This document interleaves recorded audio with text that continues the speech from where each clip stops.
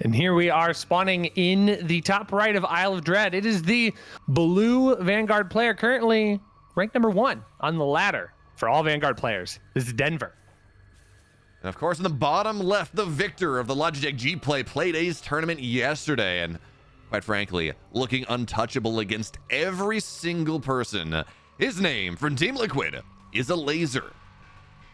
And what do we have here, Rushy? Conclave opening coming out of Elazer in this game number 1, setting up a meat farm on the healing camp. That's what you want to do. You want to make sure that especially if you're going with these gaunts, you really lay claim to these light creep camps early on. Again, finding that value.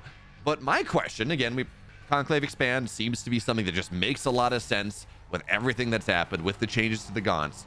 How exactly is it that Denver decides to play? For right now, quick expand, sure, fine.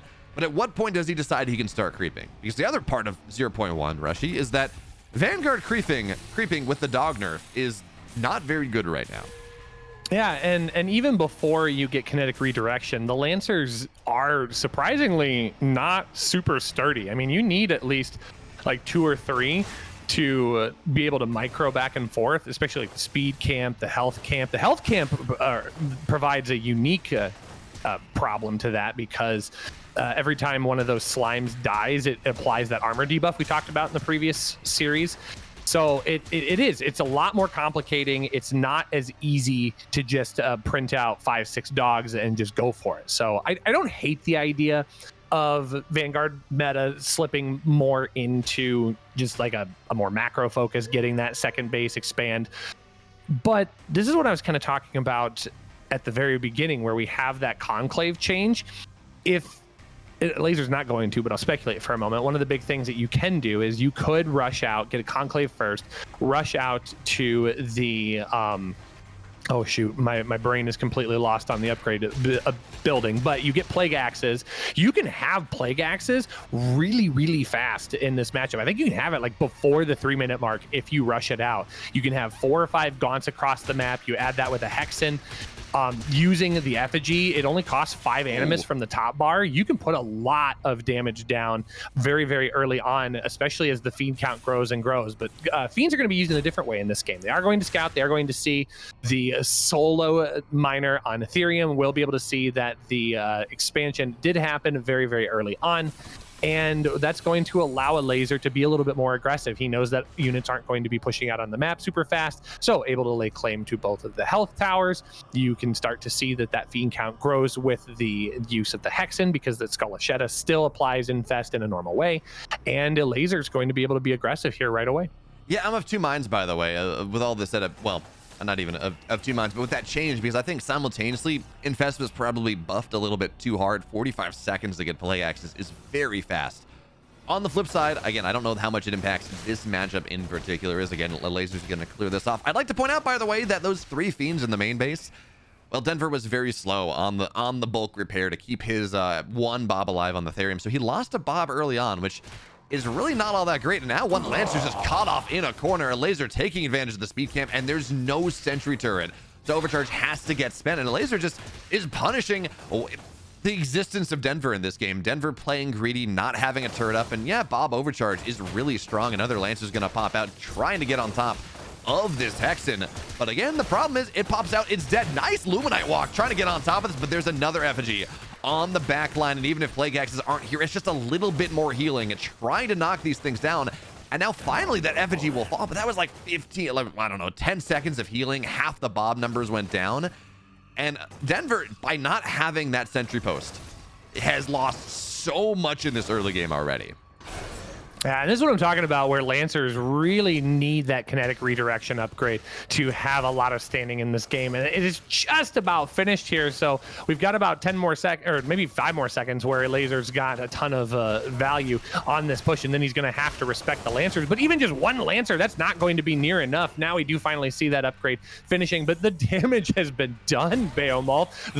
The natural has been completely wiped of all of its support here. There is no sentry post. There are very, very few Bobs. There's only 4 Bobs left. One coming out to fight here. It does actually get a veteran see it. I don't know if it's going to be able to enjoy that. It will. It's going to go home. It's going to tell its family about the day it fought against the Gaunts and the Fiends. But this is continuing to be a compounding issue here. The Lancers continue to pop out one at a time. That's not nearly enough army here to hold this off. So now Elazer's going to be able to stay on the opposite side of the map. Meanwhile, back at home, he has his worker count fleshed out. He's getting additional conclaves. It's just all up and up here for the Infernal player. Yeah, Plague Axe is done as well. So that all happened, by the way, just off of a couple conclaves, maybe even just one I think it was one conclave, right? Yeah, one conclave, just maybe some Animus. Elazer spending that on a resurgence, but really just one conclave pumping out those Gaunts. And Denver just not being ready. First 2 Lancers caught out on the map, getting surrounded by everything that Elazer had. No sentry post, nothing defending the main base, nothing defending any part of that natural. No buzzsaw cannon, no buzzsaw turret available. And you put all that together and you're like, well, okay, that's a horrible start for this Vanguard player. But now there are 4 Lancers. They can kill a lot of Gaunts running forward. I'm not really sure what this imp is supposed to be doing. Maybe gonna be meat farm rushing something. We're gonna have to see. Maybe even, actually, I know it. Never mind. I know exactly what this is. This is gonna be for a Shroud Stone for Weavers to teleport onto the map. But for right now, there are 5 Lancers, 4 Lancers here, 5th and 6th one rallying across. And you know, hey, maybe there's this opportunity, but now Weavers are out. And yes, Weavers against mass bio are maybe not all that strong because they're single target, right? They don't really clear through a bunch of Exos and Lancers, but in these small numbers, with the damage that Elazer has gotten early on in this game, every single abduct is a massive problem. Every single lash is a massive, massive problem. And because, again, Denver took so much damage early on, this army feels untouchable right now.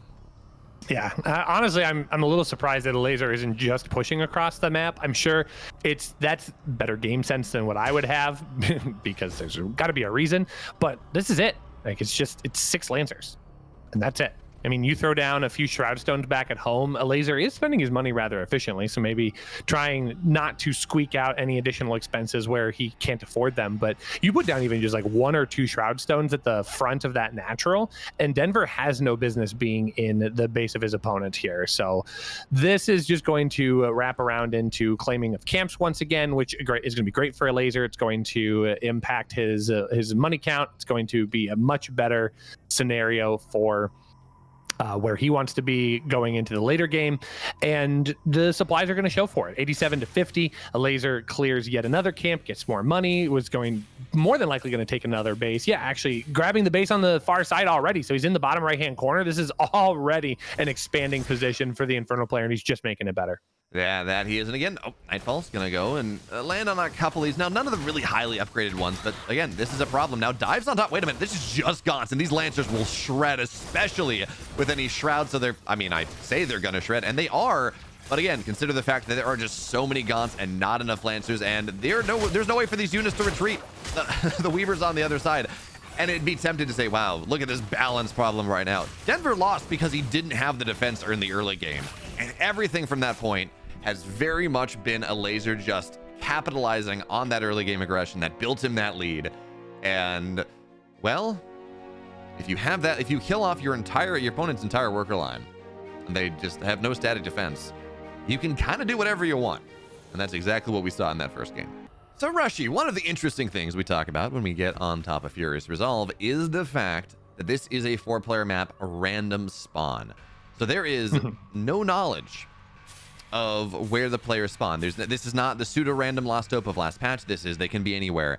And in this game, for those of us that enjoy great big macro games, in this game, well, they're going to spawn on cross spawns. Now, Furious Resolve is a surprisingly small map despite being a 4-player map. The rush distance is not all that short. It's not. Isla Dread, I think, is actually going to be longer than Furious Resolve cross spawn. It's an expansive map, but it really is not all that. The rush distance is not all that long. And Elazer, Rushy, we were talking about this opening. It's going to be a conclave opening once again. So if you're Denver, how do you play this differently? Well, I think he already is. He's chosen not to open up with his early expand just yet, because he's cranking out Lancers. But I think there's going to be an interesting point here. Elazer thinks that Denver's in the top left corner, I believe, because on that opening scout, the Hexen kind of was playing around with the flower on the top left, and the scout of Denver, who went up to top left and scout, came out. And I think that gave Elazer an indication, oh, I think you're top left. I think your scout just left at a different time, and maybe is trying to position himself that way. So I'm curious to see if that is going to have any impact here, but the Lancer is going to have way more impact, as it's now going to be able to bully these units. Lancers still very good against Gaunts in lower amounts, but there are a lot of Fiends as well to soak up some attention. One of those Gaunts does get bullied off to the right-hand side. That is going to get picked out. That is going to allow Elazer to maybe clear up the remainder of the camp. It will, but holding this health camp is not going to be nearly as much of an issue, because there's just so few units here. So I think he tries to get a little bit more damage. I'm a bit surprised that Hexen is, it is going to squeeze away. I don't think it's going to get away, though. Nope. It does get picked off there at the very end. And now Elazer does get the camp and the resources, but is a little bit sore on supply right now. I mean, okay, come on. Denver, put something, take the health camp, dude. I understand he wants to keep the aggression going, but even just trickling in a little bit more healing, a little bit, half an HP per second in this game is actually really, really valuable with how wounded this scout is. So I understand what Denver's doing. Again, trying to just lay havoc, get the splash. Oh, nice big splash shot going down on some of these Gaunts and keeping them back home. And it looks like the scout still has scouts running back home to go. Never mind, that's a Fiend, but scout needs to go and just go claim it. Ah, man, scout's dead instead. These Lancers are being annoying, certainly, and the creeping of Elazer has been massively slowed down, so I like it from that perspective. But again, imagine if there was some healing in this army. Just a little bit of HP regen would make actually such a big difference. I actually like the defense here for these imps. The fact that they can do range damage, even if it's a small range, is really kind of helpful, and they in large numbers do a lot of damage. Elazer did take a Fiend. It's actually the Fiend fighting this Lancer right now, trying to secure the kill. It does. It scouted the top left. It did scout the bottom left as well. So Elazer confirming that his opponent is in the lower left-hand corner now. But in the opening series here, I mean, the opening moments, the timing of where you send your units to provide additional aggression is so very important. So props to Denver for kind of psyching out Elazer a little bit, pushing him in a different direction that provided a little less danger for him. And these Lancers now will continue to find additional damage. Yeah, you're absolutely right, BeoMulf. They do a lot of inline fire damage, and it is very, very useful against these Gaunts, even in higher numbers. They can stick around for so long. A nice grab on the two on the left-hand side, going to chase down the third one with the Lancer that has more health. And this is way more damage than Elazer was bargaining for here. Denver getting a ton of value and is able to get his economy back behind this as well. I'm still just so tilted about this health camp, though, dude. I'm like, imagine he had the health camp. This Lancer would be at 20 HP. Maybe he can soak another shot. And yes, there is this healing flower, but even still, dude, it could be so much more. But again, I like the way Denver's playing this, getting aggressive, trying to punish this conclave opener that we're seeing coming out of Elazer. And this game, again, 10 times better for Denver than it was in game number one. He was dead at this point. The Lancer, or excuse me, the Gaunts had run in, they had gone, and they'd killed everything, and he had lost his entire natural mining line. It's like, okay, that doesn't feel very good. But this time, he actually has a natural, fully saturated. He's getting ready to go take a third base, or maybe just get the Therium outside the natural. And Elazer, for his part, this ritual chamber is much, much later. It's after the second conclave, after the greater shrine. So he's going to have a lot.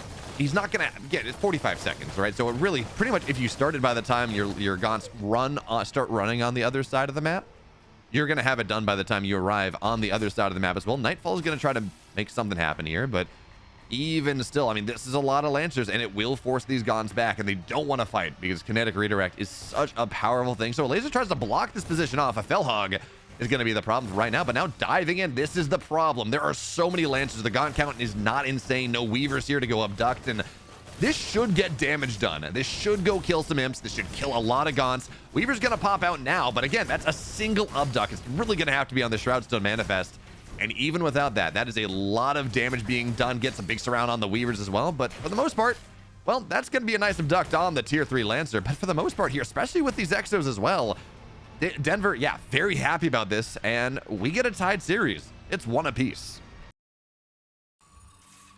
So here we are, Rushy. It's map number 3. Game 1. All the Gaunts run in. They get a lot of damage. They cause a lot of problems. They kill off the entirety of Denver's natural. All is mining. And then, well, it snowballs. And then you hit with a bunch of Weavers later on. That's a problem. Game 2, Lancers do a really nice job of creep jacking, of getting on top of those Gaunts as they're trying to go and clear the health camp. That's what it was. And they kill off a lot of them. And they continue that pressure. And life is very hard. And now, Denver in this game 3, he's going to find himself a free imp. Once the scout's on top of the imp, it is nigh impossible to prevent it from just dying on the map like this. So that's going to be a free imp. There's not going to be a meat farm, or not going to be, actually, I think that was meant to be a vault, probably a second production structure on the map. And that's going to slow things down. That economy early on, that's like 10% of Elazer's economy. A vault is going to be slowed down. And this is a pretty nice spot, a really nice start for Denver in this game number 3. Yeah, this is the OG build order, right? You build your first vault back at home, put a meat farm out at the speed camp. You put the second vault just kind of in the middle, just to offer it a little bit of presence, and then you just start pumping out brutes. So I'm curious to see if that is going to continue to be a powerful strategy. I've seen a lot of players on the ladder that still like to use the mass brute strategy. Like I know Filibuster is a name that you might run across. He's in the top 300. He loves playing this Oops All Brutes style. It's just very, very aggressive and overwhelming to try and deal with. But I'm curious to see where we're going to head with Denver's play here, as he is trying to fight for a couple of these Shadow Mastiffs. He's actually going to get one of them as well, so stealing a few of those resources away from his opponent. But he mined Therium immediately. He was onto habitats, and now has 2 barracks here that looks to be maybe for a bit of a Lancer aggressive all-in. What do you think? Yeah, this is a little bit dicey though, right? So you talk about the aggressive play of Oops All Brutes. It's also a very greedy play, because you're not mining Therium, which means that all your imps are on Luminite. Actually, you get a lot of money. It is a surprisingly strong economic play. But the problem here is if you're going quick Lancers, no Exos, Lancers don't kill Brutes all that easily. It really is, even with kinetic redirect, it's just, you don't kill them all that quickly. Once the Fiends are out, you can shred them a little bit more. Trying to make sure, there we go, Hexen's down, so that creeping potential, that nice infest potential is not really gonna be there. And the micros are really nice for Denver. He will still lose one of these Lancers, but as you talked about, he is producing them 2 at a time. It's not this setup as more Fiends continue to fall. And by the way, I love what Elazer tried to do, bait the speed creeps on top of the Lancers. That doesn't work out. It's 4 Lancers versus 2 Brutes. I would like, please, Rushy, you know, I know Brutes fight Lancers a lot better than Gaunts do, but if it's 4 versus 2, simple math says that this is something that the Vanguard player is very happy about. Yeah, especially when you can add in the extra damage from those Shadow Mastiffs, and you just multiply your army count really quickly here.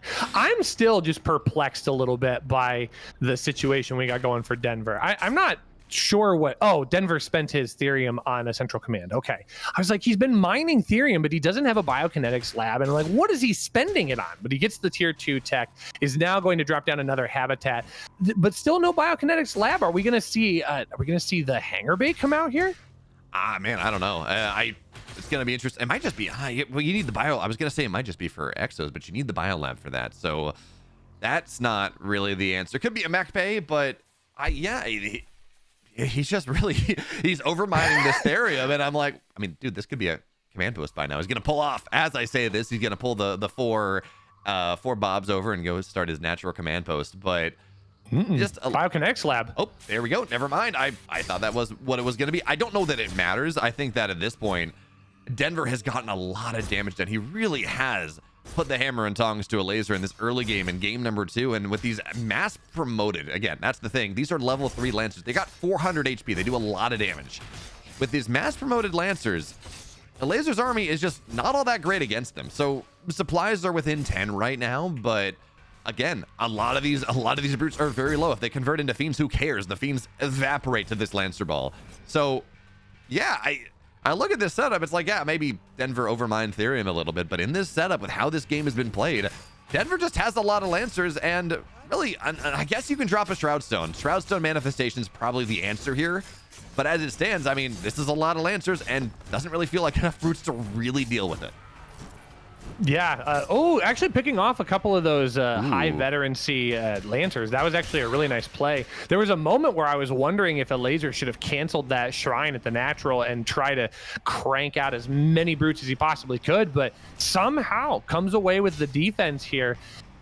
We're now just waiting for kinetic redirection from Denver. It is a little over halfway done. Actually, it's about 3/4 of the way done, so it won't be too terribly long. So this will continue to be a very, very scary army, as Denver has 4 Lancers on the top side of the map going to clear out the health camp as well. And if Denver can bully Elazer off of his own health camp here, and it looks like he stands to try and do that, that could maybe be the end of this army, as those Brutes have to split out into Fiends. They can't afford to fight there. They were so low from engaging in on the Slimes. Plus, they had all of the armor debuff as well. That lasts for 30 seconds, mind you. That is a crazy debuff for trying to claim the health camp. And it's one of those, it's a cost-benefit situation. Is it worth it to get that resources? Is it worth it to get the camp? Who's to say? Yeah, it's also interesting. We saw Elazer go and split into the Fiends, right? And that actually, well, it removes the debuff because the Fiends are a new unit. So I don't know. Does a Fiend, taking the bonus damage versus light from the Lancer, does the Fiend fight better with no armor debuff versus a very debuffed Brute that, again, fights better against the Lancer, but has that significant minus armor? I don't know what the answer is, actually. I think the Brute probably still is a better thing there, but again, the numbers were not big enough. Now there's a Magmadon on the field, and Magmadons are very nice against this big Lancer ball. It doesn't get tapped down immediately. That stun, well, it's not a stun right now, but that trample does bonus damage versus heavy, so it actually does a really nice job against all these Lancers. Now, we do have enough energy for a Shroud Stone. I don't know if it's off cooldown just yet. And this Magmadon, it really is going to have to anchor the defense. So for right now, Imps are running into a meat grinder. They have to run away. That doesn't feel good. Now there's going to be this Weaver, but it doesn't block anything off because everything runs underneath it. Its biggest buff was also a big problem right now in this game, but I guess we do have Shroud Stone Manifest. So that's going to force things off. Elazer is in this situation where he actually has he got 18 Imps on that natural. So he actually has his natural mining fairly nice. Being run by on the other side.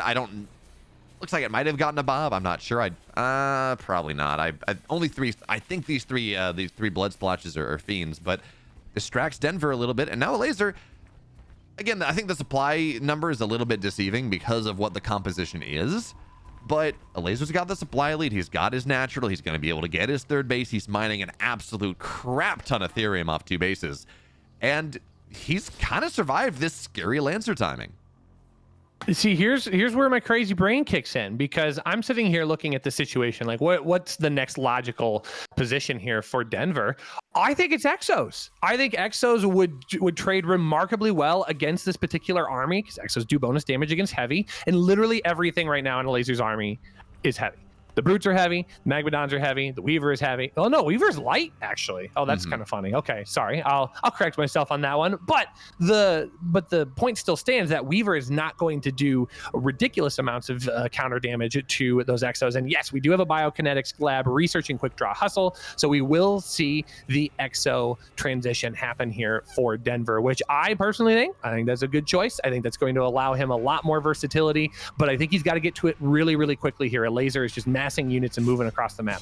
Importantly, as we talk about this setup, by the way, there is no random. I'm looking for it. I don't see it. There's no imp on the map. There's no nope. No, that's a fiend.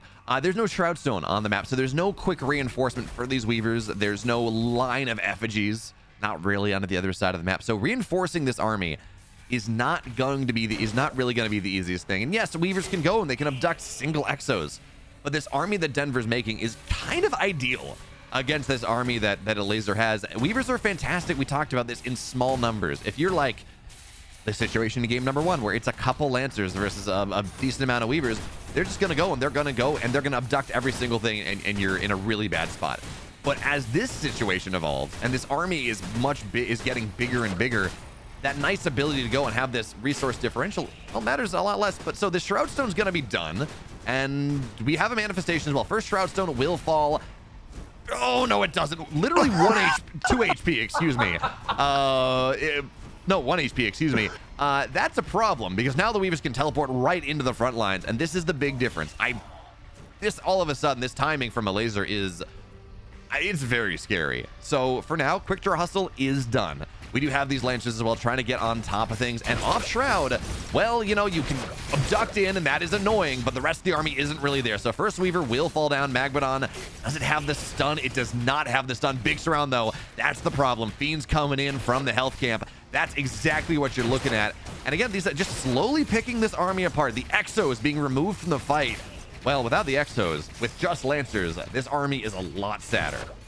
Yeah, and I was talking about how the Weavers were not going to be a good counter to the Exos. In small enough numbers, you just pull them apart, and now suddenly this army becomes very, very difficult to deal with. And there's just so many Weavers here as well. There's just infinite pulls. These units are slowly getting worked away. The Lancers are doing a good job of body blocking at the front, trying to be as efficient as humanly possible, but they're getting very low. The reinforcements are slow to arrive here. Meanwhile, for Elazer, he's been able to utilize his Weaver count to continue to push forward here, now occupying the natural base, now having high ground. These Shroud Stones can come be a part of the fight as well, so a very good use of all of his resources here. Elazer coming in with some gaunts as well. This will just continue to compound the situation. No Plague Axes, but I don't think that that's going to really matter. All he's looking for is the additional DPS. He's got Fiends going into the main base. It's just overwhelming. The Swarm is here in Stormgate, BeoMulf. That it is, and I mean, at this point, I thought Denver was in a great spot, but you build like 20 Weavers, and they do answer a lot of things. Denver, again, early game, very, very nice, but Elazer counters it, gets everything out that he needs, gets these Shroud Stones up, allows for that instant reinforcement, and Elazer shows us why he is probably, along with Parting, maybe one of the best, if not the best, Stormgate players right now, as he goes up 2-1. Oh, that never gets old, but for right now, that is a very aggressive imp on the map. It's bypassing the vision camp. I don't know exactly what it is that Elazer has in store for us, but this imp is playing. I mean, maybe it was just dodging the scout. I don't know, but this imp is very far forward on the map, Reshi. Yeah, this imp is a long ways from home, and I don't think it has any intention on returning, but Denver has to do everything possible to try and make this work. Oh, okay, so just gonna go for the Iron Vault. I don't know if this is gonna turn into anything too crazy aggressive. He was doing this very early on. Gosh, what was the event that you and I cast initially where he was starting to do this play where he drops an Iron Vault kind of out in the center just to like harass the vision camp, and then he just moves around, and it just provides so much additional versatility to his opening. This just very reminiscent of 0-0-1 play. Yeah, I mean, not 0-0-1, and Elazer's been doing this for forever. I talked about it in Stormgate Nexus, and I said, hey, this is very anachronistic play because this is how people were playing back in like Elephants in the Steam Next Fest patch, whatever that was, I'm forgetting, whatever that was. This is how they've been playing this for quite a while. You put that second production structure on the map, it gives you access to more creeps early on, you have better rallies, it is exposed, but you're trying to play through it. So for now, I like what Denver's doing here. So it's like, okay, well, you're gonna put a production structure on the map.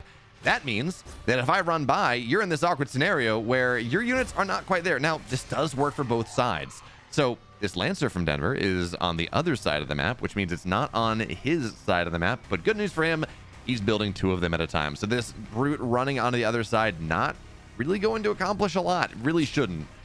And now we just have to figure out how this thing works out. It's double vault versus double barracks. Again, this setup, that's how Denver opened game number 1. I would like to see, okay, you maybe get a couple Lancers, you get like 6 Lancers on the map or something, then you sell one of those barracks, go and take your natural a little bit faster, build that economy up. Because, again, I'm worried about that situation that we had in game number 2 where Denver gets damaged but not enough to end the game, and then suddenly 6 Lancers arrive or 6 Weavers arrive, and you don't really have the economy to support the answer. Yeah, it's quite an interesting way to approach this, especially given the gaunt changes that happened on Thursday. So I will say I do like the versatility and this opening here. It does force your opponent to scout and make sure that you know exactly what's coming, so that way you can be a little bit more decisive on how you want to maneuver forward. And Denver, utilizing the big map, is going to take his natural. So I think that is probably wise. Both players are going to just settle in here. Now, Denver does have to be careful because Fiends, even in this clump here, I think there's like 7 coming across the map, that can still deal a lot of damage to these Bobs if they are left uncontested. And where are the Lancers right now? Lancers are out fighting the Vision camp here, so there's only going to be Bob overcharge to help deal with this. Biokinetics Lab actually not finished as well, so that is going to be key to note that building is not complete, so those resources are not going to be available to his disposal. Good use of the health camp here by Denver to help keep those Bobs alive, and actually does not force out an overcharge, whether he had one available or not. He had the energy, but I don't know if it was on cooldown, but very, very good use of his tools there. Now, the overcharge that was used to build the base and build the biolab timed out right as the Fiends arrived. So just really unfortunate timing coming out of Denver as much as anything else. So for now, that means the Vision camp, he got 1 of the Shadow Demons, not both, which means that Elazer is going to go and be able to claim this one. The question, though, and again, it feels like we need to see some static defense, but this map is very hard for that because there are 2 access points. Into the main base, into the natural. It's very hard to cover both as the Vanguard player. But the question becomes, as we take a look at this, is where exactly does this biolab take you? Is this going to be into Exos early on? Probably not against all the Fiends. Does this just go, again, Lancer production? Lancer upgrades, probably more of the answer. I don't know. But for right now, that's a lot of Fiends trying to fight away, trying to get this big ooze, and it seems like Denver's going to knock that down for now. No way to dive on top, but now you're afraid, right? Because this minus armor is a thing. Minus 10, not as bad as all the Fiends, but you're just getting stuck off the map like this. Big Nightfall Infest as well, and I mean, some of these Lancers are very highly upgraded. They're so important to the defense. The Fiends just get a massive surround, infested as well, so even more Fiends are going to arrive, and this timing before kinetic redirect is done, when Elazer's on the map, or excuse me, when Denver is just caught out on the map, his units sandwiched away, is exact. Elazer's been punishing that every game in this series, or at least in the games that he's won. He just catches the units on the map, takes advantage of them when they're debuffed by the creep camp, and this counter creeping is something that we've seen Elazer do. We saw Elf do it a little bit yesterday, but we don't see a lot of, and Elazer's using this to just the full effect. Well, and I'm actually impressed with how many Fiends have been created here. That was actually what drew one of the initial Gaunt nerfs, was that Fiends in this amount were just so overwhelming, and there was just nothing anybody could do against that. Oh, I love this body block here, preventing that Lancer from running back to the sentry post. So that sentry post, oh my God, he let it go. It was so slippery. So now the Lancer actually is going to be able to get some good utility out of here. Bobs get pulled off of the line to help keep that sentry post alive. And right now, Denver is fighting for his life here. 58-44. There is no sentry post in the main, and that's where Elazer is going to do most of his fighting, dropping an effigy to allow these brutes to get some additional health from the white bar health. And this is starting to become a very complicating situation for Denver to deal with here. He's got to fight on both fronts. He does have a good wedge on the bottom right side here. Lancer going to start picking away at these units, but he has to fight into the concave, which, as we know, RTS fans, is never a good thing. But utilizing a little bit of the, what I'm going to call splash damage from these Lancers, they can deal damage to more than one unit at a time, is able to push his opponent off. Very good SimCity here, but the job's not done. No, it's not, but kinetic redirect is done now. So these Lancers are much stronger than they once were. Elazer was able to push Denver off the healing camp, but never really take it for himself in any realistic way. So this was a beautiful hold for Denver at this point. Again, as you said, job's not done. It's still in this double vault setup. Greater Shrine is done now. And look at the follow-up. Well, I was going to say it's going to be Spriggan's, but I don't see a Shadow Cleft anywhere. It's just the one. So instead, I think we're just going to get a Harbinger on the map, right? That easy creep spread, or not creep, excuse me, that easy Shroud spread, wherever you want it to be, because I don't, this isn't going to be for drop play, right? It's only 2 bases for the Vanguard, but being able to just really provide so much Shroud in a way that doesn't just get insta-gived by, you know, a single Bob, a single Lancer, a single Exo is incredibly valuable. So I think that's what Elazer's kind of going for in this game. Is I don't see anything else that would come out of this. Again, no Shadow Cleft, no second Twilight Spire, and that's kind of a how cool about the idea. Elder Shrine? It's not on the, well, okay, never mind. It is Elder, 2-base Elder Shrine. That is so far away from like my thought of where this game's gonna go. Oh, is he rushing Dragon? He got 700 Therium in the bank. I think he is. He's going to try and get as many brutes as he can. One of the things that you can do, every time one of your units dies, you actually get Animus. That's the number in the top right. You can see that with the red swirl. So if you separate all of your brutes, that counts as a kill. And it as a death, and it boosts that number. So I think that's exactly what's going to happen here. He's also going to grab Sundering Soul, which is going to allow for additional fiends to be on the map. I think this is just going to be overwhelming dragon, overwhelming fiend push here. I love this from Elazer. This is really creative. Yeah, this is the first time that I've seen this. This may be something that is being played around with. I know MSRM in chat is saying, I think this is just for a fast dragon, and apparently the man is smarter than I am. Nice fiend run by the way. Getting on top of this third base, perfect timing. So, well, Denver's going to have to go to respond to it. This army from Denver, to be fair, is getting scarier. Quick Draw Hustle is done. Lancer, Kinetic Redirect, there are more Exos. But for this army to get really scary, for this army to really start to do what he wants to do, you need to add some Medtechs into it. You need to have that third base, that extra Therium that is so very important. And we're not there just yet. There needs to be some stack defense probably on this third base as well, because I think that's where Elazer's going to try to hit. So he's got 149 Animus. It's going to tick over. There we go. Dragon's done. I think, yeah, I've got to assume that Dragon is done here. I didn't seem like the Therium went down all that much, but where is our, there we go. The Flayed Dragon on the map. Some of the highest single target DPS in the game. Massive region went on Shroud because, well, HP is 7% off 800 HP is a lot of HP per second. And the ability to double up fiend generation, imply infest on top of everything. And here is the problem, as much as anything else, that army is arriving now. The Flayed Dragon is here now, and the entire army from Denver is creeping on the right side of the map. It is not here. It is not to defend. And 3 Exos, even if the Flayed Dragon is heavy, 3 Exos do not handle this.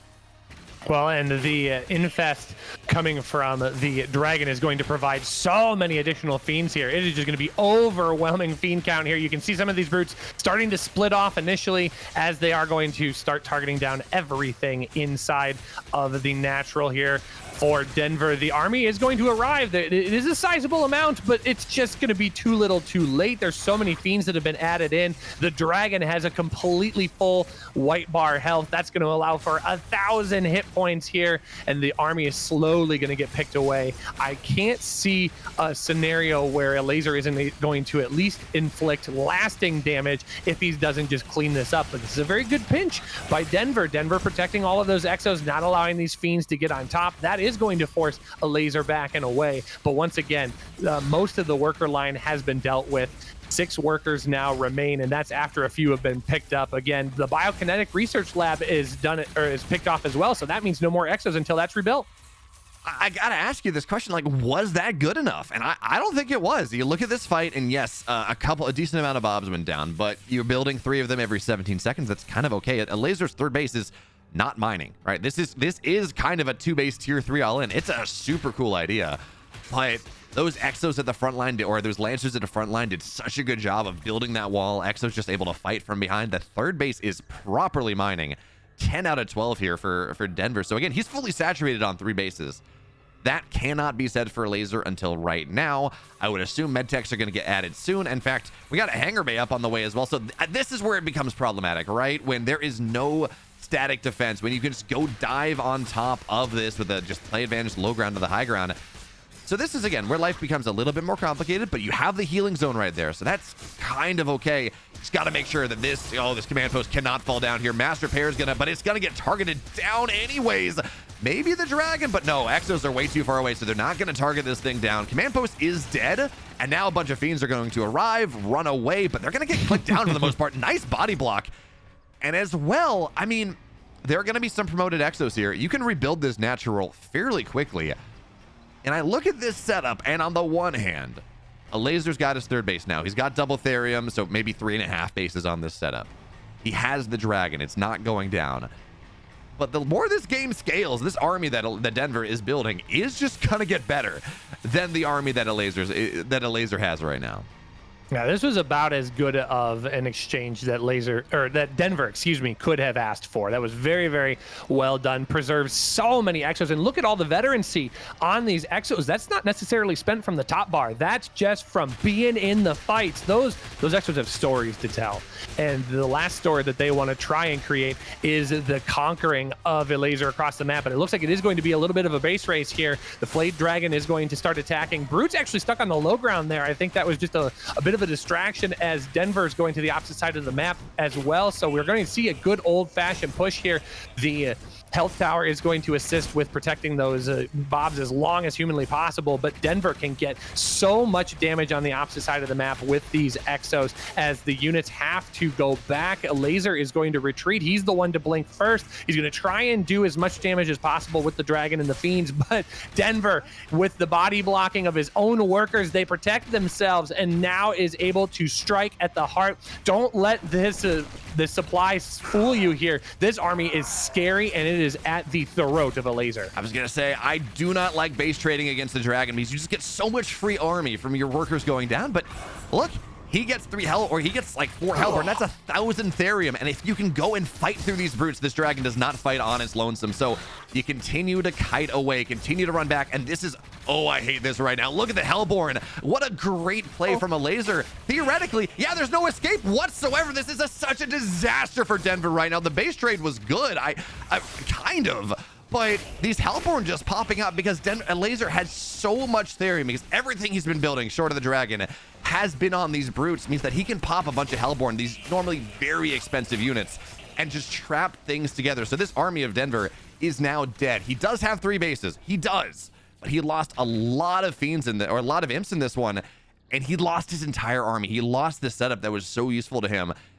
And Elazer still has 4 bases. You know, he didn't lose any of the shrines, so the base trade did not work. And Elazer, that really cool, effectively all in with the dragons, is going to put him up 3-1 in this game. That was pretty cool.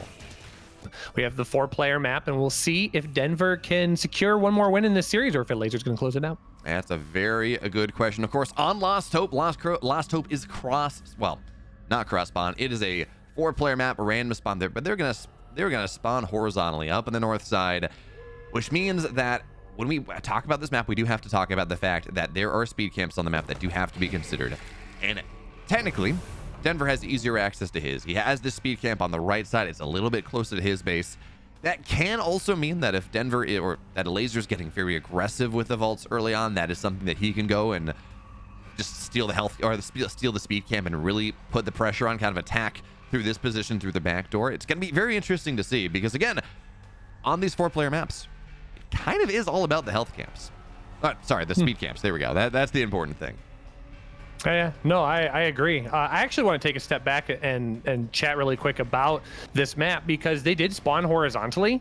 Prior to the 0.1 patch, that actually was out of the logic in spawning on this map. So if you had a Elazer's position, Elazer previously to the 0.1 patch could know that top right was not a viable spawn location. But for some reason, I don't know if that was a bug or a feature or just like, oh, we didn't check it by accident or what, that came back into the logic. So I think that's kind of interesting. I'd be curious to know at some point if that is by design or if that was just, oh, that was never supposed to be that way, so we fixed it, quote unquote. I don't know. Just kind of a curious thought from me. Yeah, it's going to be very interesting to figure out exactly how that one goes. I don't think it matters right now. Again, the players have been playing enough that they know what happens. I know Elazer is not really active on the ladder right now. That is, you're not going to, unless he's got a Smurf, but if you pull up Elazer on the ladder account, you're not going to see a lot. But apparently he plays a lot of customs. He practices like that quite a bit. So that also means that when we see these new things, like a 2-base dragon all-in on Boneyard, I've never seen that before. So if he's playing these things on customs and practicing these ideas, because he's not playing it on ladder, it's not really percolating around. So these new builds, these new ideas, well, the first time we see them is in competitive play, which is super cool. But also it makes it very hard. I mean, very hard for Denver to really kind of to counter them in real time, because you have to see what your opponent's doing, come up with a solution, and solve that. So for now, this imp is going to drop a meat farm on Denver's side of the map. That is an interesting idea, but it does technically draw the Lancer out. Denver's actually going to have to pull a couple bobs to knock this thing down, because I think this is going to be a Shroud Stone. I think the idea for this one is, again, you go up to tier 2, you drop a Shroud Stone, you have aggressive Shroud Stone, but also you do have that ability to go, and there we go, that's going to get canceled. And you have that ability to teleport Weavers in eventually. For right now, though, Mass Overcharge. Buzzsaw Cannon is ready in time, and these bobs. This fight here is like, no, you do not get this Shroud Stone. Yeah, you're losing a little bit of economy, but you're not getting that opportunity to really get that thing that you want set up. Now, Elazer's going to pull his entire army down to deal with these Bobs chasing things down, because this Shroud Stone is so important, but the Scout's gonna get it. Oh, yeah, there we go. There we go. Shenanigans not allowed. 100% worth it. If you're at Denver, you're celebrating right now, because that was necessary to hold that down. If that Shroud Stone is allowed to be a part of this fight, even just if you take the Weavers out of the equation, being able to attack the high ground from the low ground with vision, very, very useful. You can use the Hexen as the Skull of Shedda just to provide a little bit of sight. That was very, very worth it for Denver. So he's got to be feeling good about protecting that. He's going to get some additional supply, because he is a supply block right now at 30, so that will be a helpful moment. It has some good SimCity buzzsaw cannon sitting in the center. It doesn't really have a lot of room to maneuver around, and that's a part of the strategy to consider when you're going up against an opponent that is largely brutes. They are big units, they're clunky, they don't fit into the spaces quite as well as Gaunts or maybe even Fiends do. So being able to utilize some of that SimCity, very, very impactful here for the defense. And I think Denver can be safe, especially on this map with a pocket third. Playing defensively, not going to be a problem for him. I mean, Denver's absolutely flying in this game right now. The goal for that Shroud Stone was to put one on the low ground and then manifest one on the high ground and put pressure on the main base. That's kind of what you're looking to do right now. So Elazer, because that imp died again, there were no conclaves, right? There's no way to build Weavers and teleport them in. This was a one base all in from Elazer, and because he didn't get that Shroud Stone up, well, yeah, he's going to take his natural eventually. He's creeping up as much as he can. And on Lost Hope, there are so many camps that delaying your natural is not as bad as it would be on another map. Even still, life is not all that happy for Elazer at the moment. And I'd like to take a moment, by the way, saying hello there to Tobear. Hope you're having a great Sunday afternoon for me. I don't know what it is for you. Hope you're enjoying what has actually been a pretty cool series. Now, Denver is not out of the woods just yet, Rushy. He still doesn't have the tech that he wants, but he's fine with that. Because again, look at this setup. He's got 2 bases. Elazer's natural is halfway done. The economy is just not there, even with all the creep camps. So Denver, he has his cake, and eventually he's going to try to eat it too. I think the bigger issue is production, because we saw a little bit of this in the previous game where Denver does a good job of defending back at home, but then it's like, okay, but then what's next? What needs to happen next? Oh, that Shroud Stone sitting in the health camp. That is going to be very complicating here. And he decides to do a second one just for measure, dropping the Nightfall infestation as well. That could be the decisive blow for these Lancers, who now are going to be forced to fight. And there's high ground vision. This Shroud Stone can start peeking away at the high ground if they need to as well. They can actually reach workers on the top side of that Luminite mine. That is gotta be frustrating here for Denver, who once again is now put on the back foot again. This is perfect for Elazer, though. This buys him the time that he needed to get his natural situated, to get his economy back in a good position. But having 2 Shroud Stones outside your base for Denver is a very, very, very bad moment. Yeah, it is. And by the way, these Weavers do give a little bit of high ground vision. Actually, this cliff might be a little too high. Technically, they give high ground vision up small cliffs, not necessarily big cliffs. But again, as we take a look at this setup, there is a flak turret here. Now, turrets matter less. Cannons matter less. Sentry posts matter less when the Weavers are on the field, because they just do percentage damage to structures, and they do tear them down quite a bit.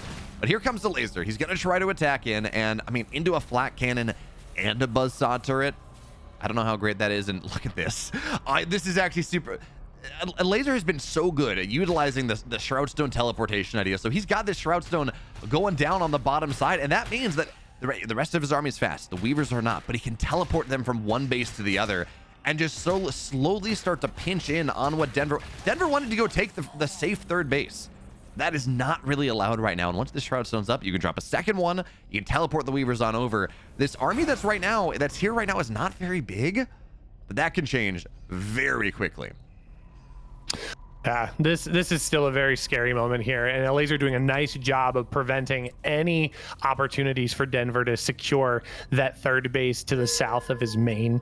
By knocking down the trees. I mean, that's a thought that is very unique right now in Stormgate, and I like that. I think it's good.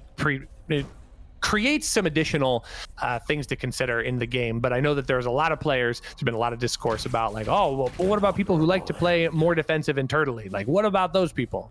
That's good discussion to be had. But I think Denver right now, it's got to be feeling really, really uncomfortable. He does grab the third base in the top right, so he will be able to expand his lead, but Elazer's already got his third shrine as well, and still no really good way to deal with this. Elazer actually well, he hasn't fully backed off. I was going to say, I saw units go down to the south, still has the Weavers on the high side. One Shroudstone has been picked off, the second still there, providing additional coverage. This push is just the push that never ends. It goes on and on, my friend. It does go on and on. Now, you're saying Elazer does have his third base up, and that is true, but also he doesn't really have a lot of imps on it just yet. The economy from Denver is still better. Again, creeps are the mitigating factor here. They do make that a little bit more complicated to talk about, but hey, the Shroudstones died, all right? Some of these effigies have fallen down. The mobility of the Weavers is not quite as strong as it otherwise was, and the entire point of this, right? So this push is very strong from Denver, don't get me wrong. This Brute this Brute Weaver idea is a lot of damage. It is a very big army. But, again, if the Bio army gets big enough, life becomes a little bit more complicated. So the Bobs have to get pulled off the natural for now. And again, I think the thing we were missing from Denver last game as well is get some med techs, right? Get that little additional healing. Yes, Weavers can lash them in, but even if that's the case, they're not killing your bigger stuff. So those Bobs are, I don't know what they're doing, but they're taking a lot of damage. That's not really where they want to be.